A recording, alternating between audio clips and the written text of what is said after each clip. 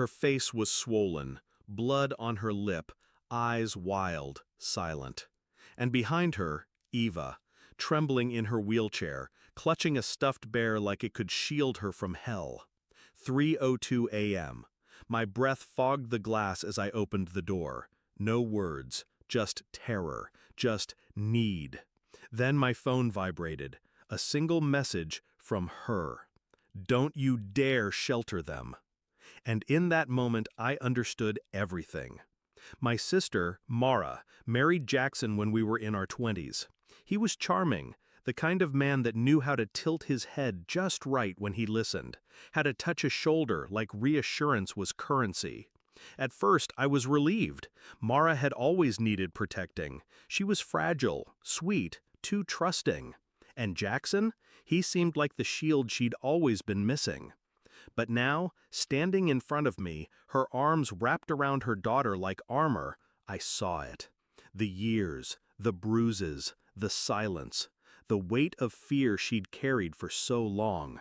And suddenly, our mother's silence over the years, her strange detachment, her dismissiveness, clicked into something uglier. This wasn't just Mara's shame, this was our family's secret. I kept them hidden, tucked them in the guest room, drew the curtains, moved like a ghost for days. Eva didn't speak, not until day 3 when she whispered, "He locks her in the basement when she talks too much." I gripped the edge of the sink until my knuckles cracked white. I wanted to burn the world, but rage doesn't protect the innocent. Planning does. I didn't confront my mother right away. I let her keep texting, calling, insisting this wasn't my business. So I made it my business. I started with photos, quiet ones, the bruises, the scars. I documented everything Mara allowed. I contacted a friend, one of those women who worked in the shadows, domestic abuse lawyer, silent warrior. We filed, secretly, quietly, relentlessly. Restraining order, emergency custody. But legal papers weren't enough, not with a man like Jackson. I visited their house, told him I was just checking on things for Mara. He opened the door with that smug smile. "How's my little runaway doing?" I smiled back. "Healing." He laughed, called her dramatic, said she'd always had episodes. I saw the twitch in his jaw when I told him I had full access to the house now, by court order. That night, I broke the deadbolt and went down into the basement. Found a latch hidden behind a false wall, and there it was, the room. No windows, soundproofing, a single chair in the center, and a baby monitor, like it had once belonged to Eva. I took photos, every inch, every grotesque inch. Then I drove to my mother's house, put the printed photos on her kitchen table. "You knew," I said, "and you let it happen." She didn't deny it. She didn't even look shocked. "He provides," she said. "He's a man of position." My voice didn't rise. I didn't need it to. "You're going to testify." She laughed in my face. "I'll do no such thing." So I pulled out her letters, the ones she used to send Mara when she was pregnant, the ones where she warned her not to provoke Jackson.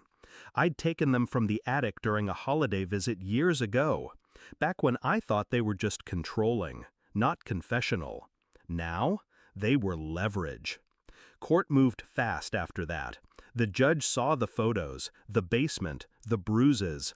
And when Eva finally found the courage to speak, her trembling voice cracked the silence wide open. Jackson lost everything: custody, status, power. And when they cuffed him in the courtroom, he turned to me and hissed, "This was you."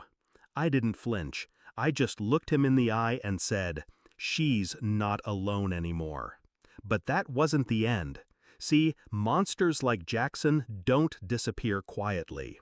He had friends, connections, a network of cowards in suits and golf clubs. So I exposed them. I sent anonymous packages, photos, transcripts, names, to wives, employers, churches. One by one, their dominoes fell. sponsorships, reputations, social circles. You don't get to hide behind prestige while you terrorize little girls in wheelchairs. Months passed. Mara started smiling again, real smiles. Eva drew a picture of us, labeled it, "My Safe People." And our mother? She moved away. Couldn't stand the shame. Good. The night the final court ruling came, permanent restraining order, full custody, his assets frozen, I sat alone with a glass of wine. And for the first time in years, I exhaled without shaking. They say monsters wear masks, but in my family, they wore wedding rings and pearls and polite smiles. And when they showed up at my doorstep at 3 a.m., begging not for help, but permission to finally run, I didn't hesitate. Because silence is complicity. And I'd rather be the villain in their twisted family story than the bystander who let a child live in fear.